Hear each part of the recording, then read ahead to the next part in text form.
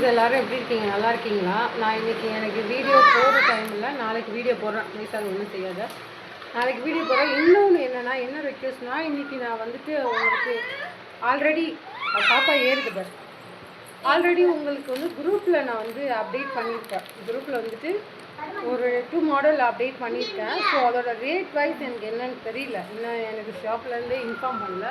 So அதோட order எடுக்க போகிறோம். ஆனால் அது நான் எடுத்ததுக்கு அப்புறம் நீங்கள் ஆர்டர் கொடுத்தீங்கன்னா அது டிலே ஆகிடும்.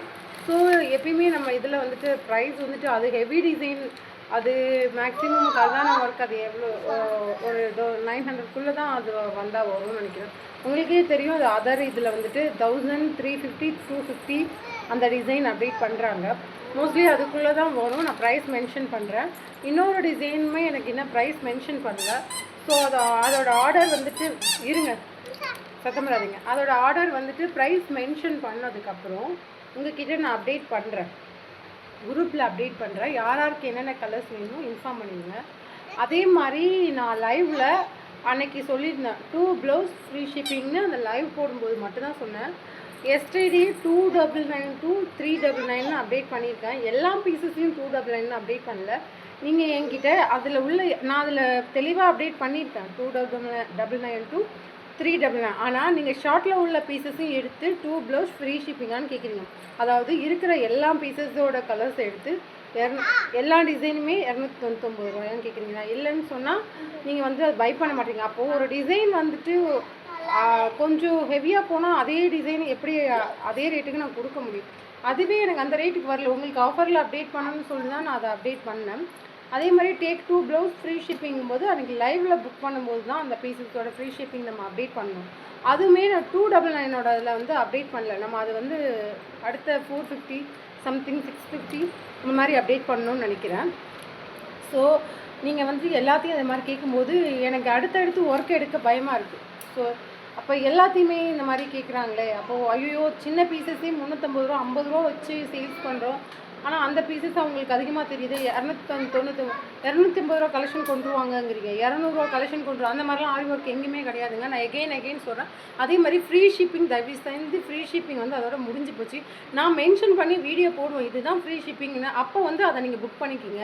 எல்லாத்தையும் ஃப்ரீ ஷிப்பிங்னு தயவு செஞ்சு கேட்காதீங்க. எனக்கு மனசு கஷ்டமாக இருக்குது. நீங்கள் அதை தெரிஞ்சு தான் பண்ணுறீங்களா, அது தெரியாமல் பண்ணுறீங்களா? உங்களோட காசு 50 ரூபா இருந்தாலும் நீங்கள் வந்துட்டு மேம் என்கிட்ட இருக்குது அப்படின்னு சொல்லிட்டு நீங்கள் கேட்குறீங்க. 50 ரூபாய் இருந்தாலும் 100 ரூபாய் இருந்தாலும் கேட்குறீங்களா?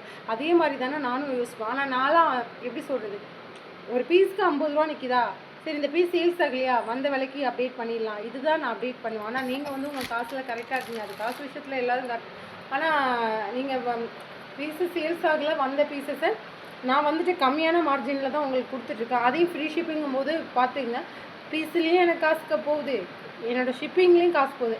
அதே மாதிரி எபோவ் 3 ப்ளவுஸ் மேலே எடுக்கும்போது ஷிப்பிங் சார்ஜ் 60 ருபீஸ். நான் அதையும் சொல்லிடுறேன்.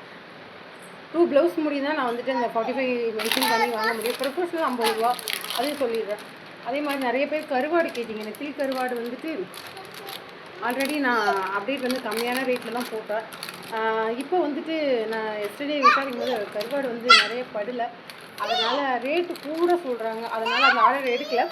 ஸோ கருவாடு நெத்திலி கருவாடு வந்துட்டு எப்போ வந்துட்டு கம்மியாக கொடுத்து கூட எப்போ வந்துட்டு கம்மியாக வந்துட்டு கிடைக்குதோ அப்போ வந்துட்டு உங்களுக்கு அந்த, ஏன்னா வந்துட்டு இப்போ அதிகமாக போகுது, பர் கேஜி 500 கிட்ட போகுது. அப்படி ஓகேனா எனக்கு 1 கிலோ 500 ரூபான்னு ஓகேனா நான் 400 ரூபாய்க்கு அப்டேட் பண்ணேன். ஸோ அவங்க கொடுக்குறதே நான் அவங்கக்கிட்டேருந்து வாங்கி அப்படியே கொடுக்குறது தான்.